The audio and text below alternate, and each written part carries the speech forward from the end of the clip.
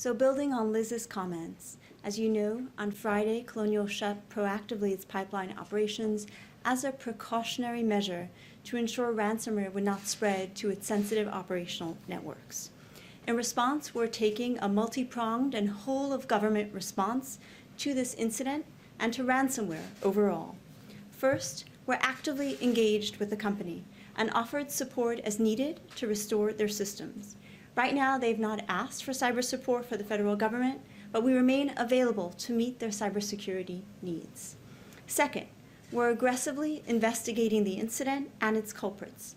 As part of their work today, FBI released a flash alert with indicators of compromise and mitigation measures once infected. The FBI identified the ransomware as the dark side variant, which they've been investigating since October of last year.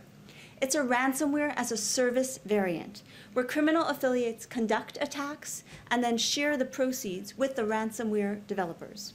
We recommend all critical infrastructure owners and operators use the indicators that came out in the FBI flash to protect themselves. And if other entities are infected, please notify the FBI. Third, the government is convening stakeholders more broadly to ensure everybody has the information needed to protect themselves and to rapidly share information. This morning, the Department of Energy convened calls with the electricity and oil and gas sectors to keep them informed. The Departments of Energy, Transportation, and DHS, and others will be sharing further indicators of compromise with the Sector Information Sharing and Analysis Centers, or ISACs. And the Department of Energy will be holding additional calls with critical infrastructure sector owners, as well as state and local leaders, to ensure everyone has the latest information about how to protect themselves.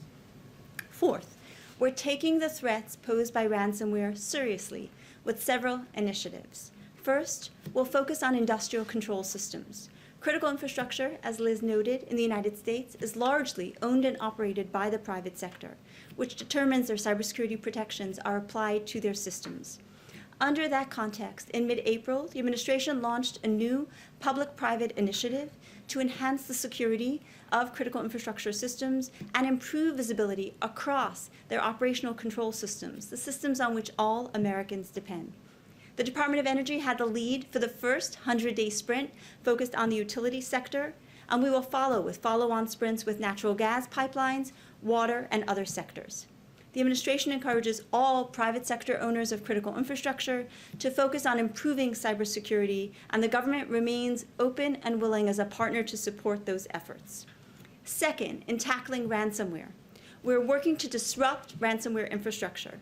The FBI recently worked with international partners to disrupt two particular strains of ransomware, the Emotet and NetWalker strains. More recently, DOJ has established a ransomware task force to ensure it can better investigate and prosecute ransomware actors. Third, CISA is leading a counter-ransomware sprint, which is focused on helping small and medium-sized companies, who are often the targets of ransomware, better protect themselves.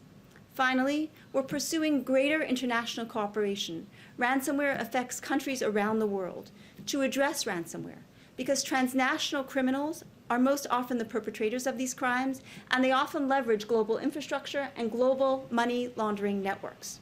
Indeed, to combat the exploitation of virtual currencies that are often used for payment in ransomware, the U.S. Treasury has also been leading international efforts, including driving development and adoption of virtual asset standards under the Financial Action Task Force.